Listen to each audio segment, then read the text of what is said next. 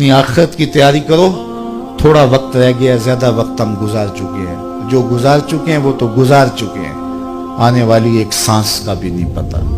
आज गनीमत है, कल ये वक्त भी नहीं होगा। जब आप मजलिस में आए थे उस वक्त आपके पास ज्यादा जिंदगी थी, अब उससे भी 1 घंटा मिनहा कर लीजिए। 1 घंटा निकल गया है, सोएंगे तो रात निकल जाएगी, अगला दिन निकल जाएगा। एक एक गिनती जब उल्टी चलती है तो बहुत जल्द काम 0 पे आ जाता है, चाहे 1 करोड़ से शुरू कर ले।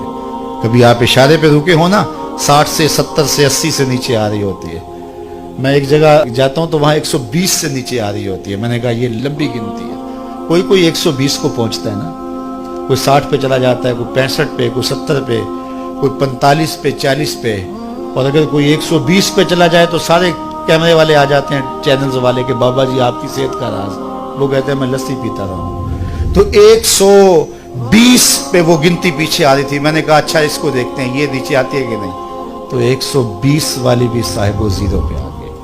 60-70 तो ऐसे आ जाती है चुटकी में, 120 वाली भी 0 में आ जाती है। तो ये मेरी और आपकी जिंदगी एक एक करके टूट रही है और हम 0 पे पहुंचने वाले हैं। और जब 0 पे पहुंच जाए फिर सुर्ख बत्ती जल जाएगी, फिर गाड़ी को आगे गुजरना ही पड़ेगा, चाहो या ना चाहो आगे जाना पड़ेगा। कल के पछतावे से बेहतर है आज का पछतावा। आज का पछतावा कल की बेहतरी की जमानत है, और कल का पछतावा सवाए हसरत बढ़ाने के और कुछ नहीं। तो आज वो क्या कहा किसी ने कि अज सावी ने फुल्ले रावी ने इंज टोक नोखड़े टोकदे नहीं। ये रोज रोज ऐसे वक्त नहीं आते हैं। आज सांस है, आज वक्त है। तो इस वक्त को मैं और आप गनीमत समझे और अपनी आखिरत की तैयारी करें। इकबाल ने कहा था मौसम अच्छा पानी वाफर मट्टी भी जरखेज, जिसने अपना खेत ना सींचा वो कैसा दहकान। ओ मर्दे कोहिस्तां अपनी खुद ही पहचान। तो आज पानी भी वाफर, मौसम भी अच्छा, मट्टी भी जरखेज, तुख में अमल डाल लें। कल का इंतजार न करें, कल किसी ने देखी नहीं। एक फकीर मलंग दरवेश था, वो खड़ा था कब बाजार में रो रहा था। किसी ने उसको कहा कि बाबा क्यों रो रहे हो? कहा बस गुजरते गुजरते तरस आया, इन लोगों को दुनिया में खोए हुए देखा तो मैंने फिर रब से बात की।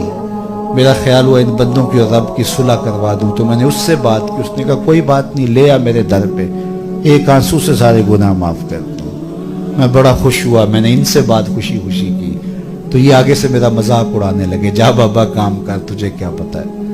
वो मेरा मजाक उड़ा रहे हैं। तो मुझे इस पे तरस आया और मैं रोने लग गया कि देख उस रहमत का दरवाजा खुला है, वो माफ करने पे आमादा है, ये नहीं मान रहे।